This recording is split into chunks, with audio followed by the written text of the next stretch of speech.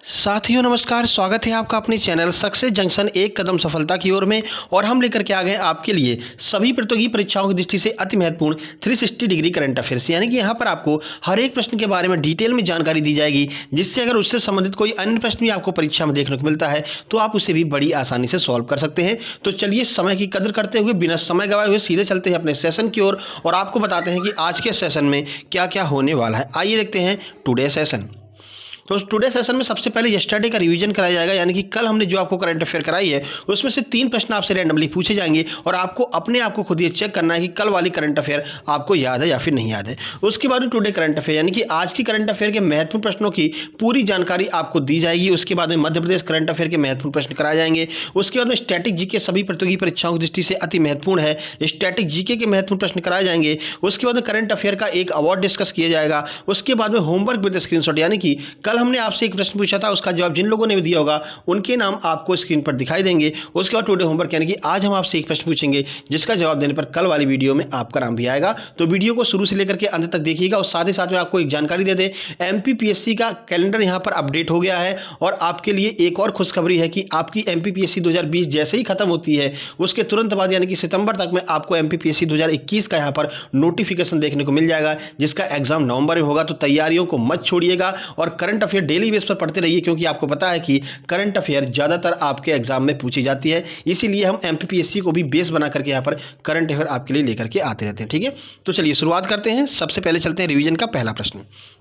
देखिए, तो रिवीजन का पहला प्रश्न है, वीरभद्र सिंह का अभी हाल ही में निधन हो गया। वे किस राज्य के मुख्यमंत्री रह चुके हैं? तमिलनाडु, उत्तराखंड, जम्मू कश्मीर या फिर हिमाचल प्रदेश? आइए आंसर देख लेते हैं। सही आंसर है डी, यानी कि हिमाचल प्रदेश के मुख्यमंत्री रह चुके वीरभद्र सिंह का अभी हाल ही में निधन हो गया। अगला प्रश्न देखते हैं, भारत की पहली यूपीआई आधारित कैशलेस पार्किंग किसके द्वारा चालू की गई है? डीएमआरसी, ओएनजीसी, एनटीपीसी या फिर यूपीएसआरटीसी? चलिए आंसर देख लेते हैं। सही आंसर है ए, यानी कि DMRC, Delhi metro rail corporation के द्वारा भारत की पहली यूपीआई आधारित कैशलेस पार्किंग चालू की गई है। अगला प्रश्न देख लेते हैं, तो ऑपरेशन प्रवाह किस हवाई अड्डे के द्वारा चालू किया गया है? कोचीन हवाई अड्डा, दिल्ली एयरपोर्ट, बेंगलुरु एयरपोर्ट या फिर इंदौर एयरपोर्ट? आंसर की बात करते हैं। सही आंसर है बी, यानी कि कोचीन एयरपोर्ट के द्वारा ऑपरेशन प्रवाह चालू किया गया था। तो ये आपके महत्वपूर्ण रिवीजन के प्रश्न यहाँ पर समाप्त होते हैं। चलिए चलते हैं टुडे करंट अफेयर, यानी कि 10 जुलाई 2021 टुडे करंट अफेयर। आइए देखते हैं पहला प्रश्न, सैटेलाइट लॉन्च का हिस्सा बनने वाला पहला सरकारी स्कूल कौन से राज्य का होगा? केरल, कर्नाटक, पश्चिम बंगाल या फिर हिमाचल प्रदेश? चलिए आंसर देख लेते हैं। सही आंसर बी, यानी कि कर्नाटक का एक सरकारी स्कूल है जो यहाँ पर सैटेलाइट लॉन्चिंग का हिस्सा बनने वाला देश का पहला स्कूल बन जाएगा। सर किस तरह से? तो आइए पूरी जानकारी आपको देते हैं। तो कर्नाटक के मल्लेश्वरम में एक सरकारी स्कूल सैटेलाइट लॉन्च करने के कार्यक्रम का हिस्सा बनने वाला देश का पहला सरकारी स्कूल बनने वाला है।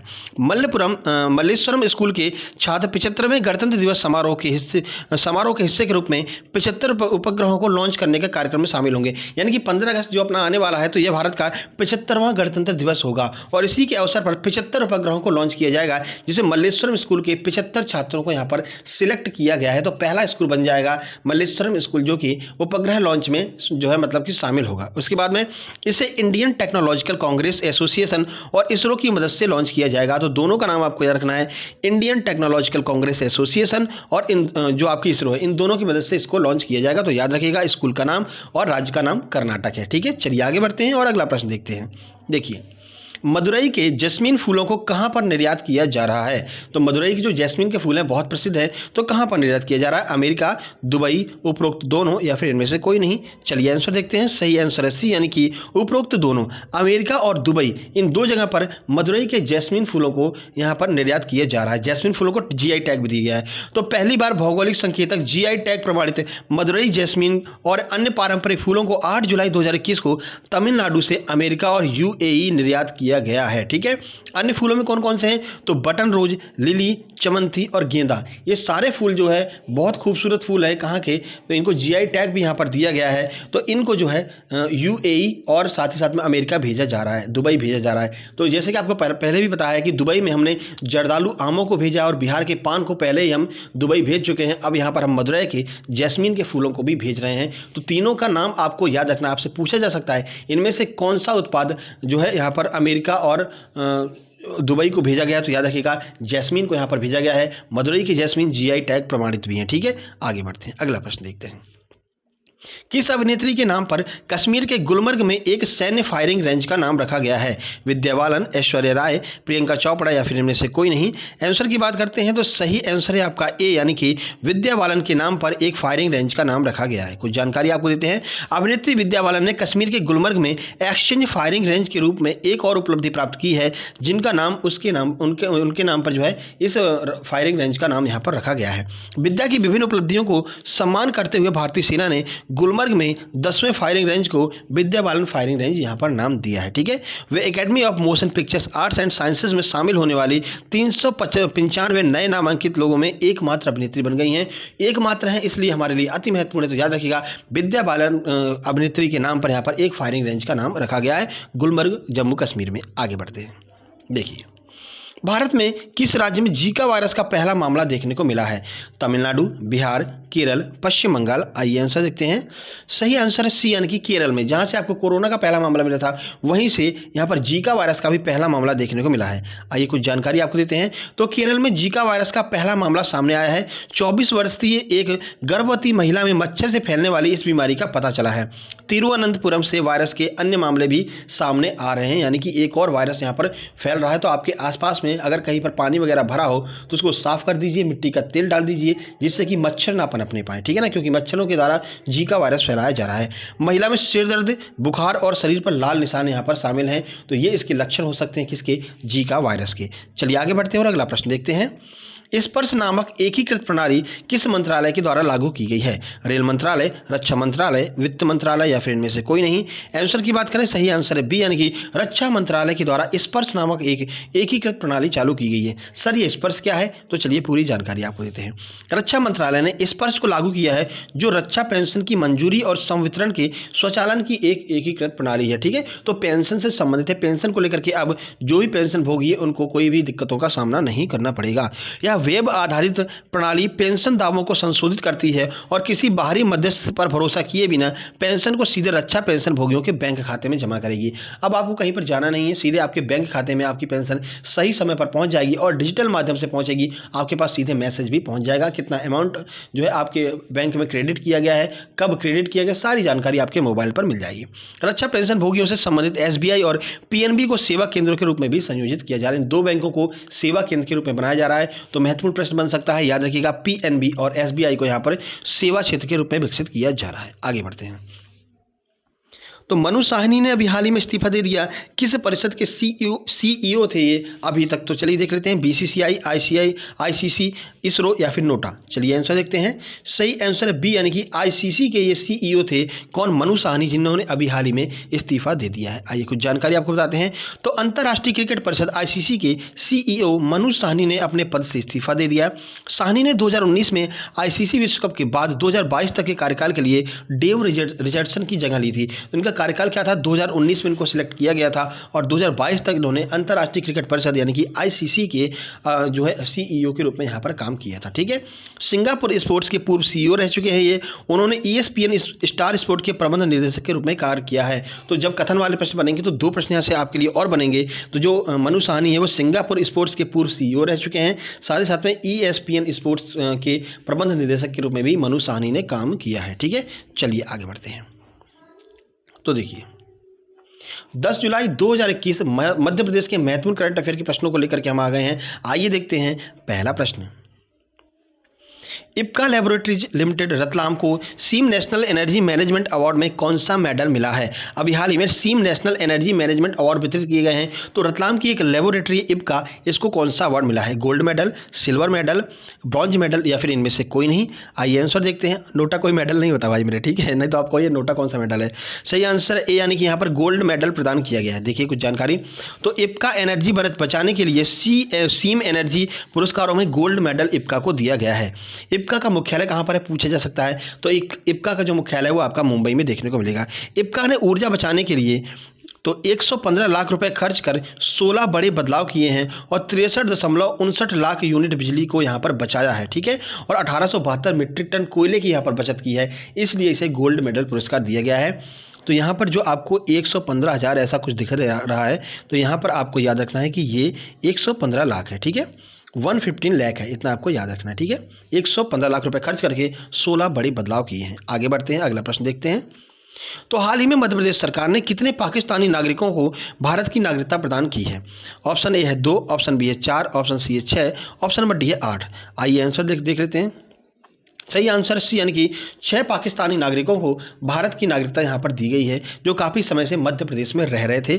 आइए देखते हैं उनके नाम क्या हैं। तो मध्य प्रदेश में लंबे समय से रह रहे पाकिस्तान के 6 हिंदू शरणार्थियों को नागरिकता संशोधन कानून के तहत बुधवार को भारतीय नागरिकता प्रमाण पत्र दे दिया गया है। जैसा कि आपको पता है, नागरिकता संशोधन कानून बताया गया कि अगर कोई भी हिंदू जो पाकिस्तान से भारत में आया है तो उसे भारत की नागरिकता दी जा सकती है, हालांकि बस उसे काफ़ी समय तक भारत में रहना होगा। तो कौन कौन है? तो मंत्री ने बताया कि भोपाल की नंदलाल, अमित कुमार और इसके अलावा मंदसौर की जयराम दास, नारायण दास, अर्जुन दास, कौशल्या बाई को भी यहाँ पर नागरिकता दी गई है। तो इन सबके नाम हो सकता है पूछ ले, नाम तो नहीं पूछेंगे, बस आपसे संख्या पूछ सकते हैं। तो 6 लोगों को यहाँ पर नागरिकता दी गई है, पाकिस्तान के नागरिक हैं, इनको भारत की नागरिकता दी गई है क्योंकि ये हिंदू थे। ठीक है, चलिए आगे बढ़ते हैं। तो यहाँ से शुरू करते हैं स्टैटिक जीके की छुपा रुस्तम क्लास, जो प्रश्न ऐसे जो आपकी परीक्षाओं में पूछे जा सकते हैं और अभी तक परीक्षा में आए हुए हैं। आइए देखते हैं पहला प्रश्न। G20 शिखर सम्मेलन 2023 की अध्यक्षता किस देश के द्वारा की जाएगी? फ्रांस, भारत, यूएसए या फिर चीन? आइए आंसर देखते हैं। सही आंसर बी, यानी कि भारत के द्वारा G20 शिखर सम्मेलन 2023 की अध्यक्षता की जाएगी। याद रखना है आपको। तो देखिए, इस संगठन में कुल कितने सदस्य हैं? तो देखिए 19 सदस्य हैं और एक संघ यानी कि यूरोपियन यूनियन। तो कुल मिलाकर के 20 सदस्य देश हैं किसमें? G20 में। और भारत के द्वारा इसकी अध्यक्षता 2023 वाले की जाएगी, आपको याद रखना है। आगे बढ़ते हैं। आरबीआई ने वित्त वर्ष 2020-21 में कितने रुपए के नोटों को छापना बंद कर दिया है? 500, 100, 2000 या फिर 50? आइए आंसर देखते हैं। सही आंसर सी, यानी कि 2000 के एक भी नोट नहीं छापे यहाँ पर। तो नोटों को छापने और उसके निर्गमन की जिम्मेदारी आरबीआई के पास होती है। आपको पता है, केंद्रीय बैंकों का बैंक है, केंद्र सरकार का बैंक है आपका रिजर्व बैंक ऑफ इंडिया। वर्ष 2020-21 में आरबीआई ने 2000 के नोटों को बिल्कुल भी नहीं छापा, एक भी नए नोट 2000 के नहीं छापे गए हैं। ये आपको याद रखना है क्योंकि यह प्रश्न हाल ही में परीक्षा में पूछा गया, इसलिए हमने यहाँ पर इसको कवर कर लिया। आगे बढ़ते हैं। रमेश बैस को कहाँ का नया राज्यपाल बनाया गया है? कर्नाटक, हरियाणा, हिमाचल प्रदेश या फिर झारखंड?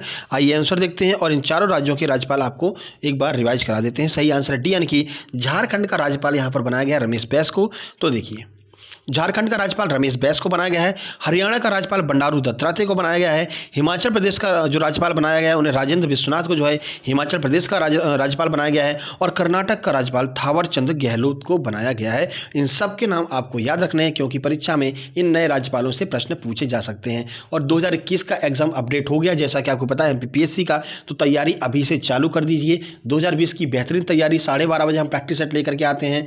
कल हम आपके लिए कंप्यूटर का प्रैक्टिस सेट लेकर के आए थे और आज हम स्पोर्ट्स का प्रैक्टिस सेट लेकर के आने वाले हैं। ठीक है, चलिए आगे बढ़ते हैं। देखिए, तो कल के प्रश्न की बात कर लेते हैं। कल हमने आपसे पूछा था कि अंतिम मुगल बादशाह कौन था? सही आंसर है बहादुर शाह जफर। आइए देखते हैं किस किस ने सही जवाब दिया है। शैलेंद्र चौधरी ने हमेशा की तरह बहुत अच्छी यहाँ पर जानकारी दी है, बहुत बहुत धन्यवाद आपका। उसके बाद अंतिमा तिवारी ने बिल्कुल सही जानकारी दी है, लवली तिवारी ने काफ़ी अच्छी यहाँ पर जानकारी दी है, और लवली तिवारी ने कुछ एक्स्ट्रा फैक्ट भी यहाँ पर बताया है, पूरा नाम बताया यहाँ पर बहादुर शाह जफर का। बहुत बहुत धन्यवाद लवली तिवारी जी आपका। उसके बाद ममता तिवारी ने बताया बहादुर शाह जफर। उसके बाद में चंचल परमार ने बताया, सही जानकारी दी है। हरीश बाबू ने बिल्कुल सही बताया है। पूनम रजक ने बिल्कुल सही बताया है। उसके बाद में पूनम विश्वकर्मा की दुनिया ने बिल्कुल सही जानकारी दी है। उसके बाद स्वाति सिंह वालकर ने बिल्कुल सही जानकारी दी है। पीके शुक्ला ने बिल्कुल सही बताया, और पूजा दांगी ने बिल्कुल सही जानकारी दी है। बहुत बहुत धन्यवाद आप लोगों का। एक दूसरे के कमेंट्स को जरूर पढ़िए क्योंकि कुछ न कुछ नई जानकारी आपको देखने को मिलेगी। आइए आगे बढ़ते हैं और देखते हैं आज कौन सा प्रश्न है जिसे आपको कमेंट बॉक्स में कमेंट करना है। तो खालसा पंथ की स्थापना किसके द्वारा की गई थी? कौन से सिख गुरु के द्वारा खालसा पंथ की स्थापना की गई थी? ज़्यादा से ज़्यादा जानकारी कलेक्ट कीजिए और कमेंट बॉक्स में कमेंट कीजिए। इससे क्या होगा, चीज़ें आपको हमेशा के लिए याद हो जाएंगी। ठीक है, बाकी आपको हमने बताया है प्रैक्टिस सेट 12:30 बजे हम MPPSC वालों के लिए लेकर के आते रहते हैं। आज हम आपके लिए स्पोर्ट्स का प्रैक्टिस सेट लेकर के आने वाले हैं। तो जल्दी मिलते हैं दोपहर में 12:30 बजे। वीडियो पसंद आई, वीडियो को लाइक कीजिए, दोस्तों के पास शेयर कीजिए, चैनल को सब्सक्राइब करके नोटिफिकेशन बेल जरूर दबा लीजिए क्योंकि हम डेली आपके लिए प्रैक्टिस सेट और करंट अफेयर वीडियो लेकर के आते रहते हैं। जल्दी मिलते हैं, तब तक के लिए नमस्कार, धन्यवाद।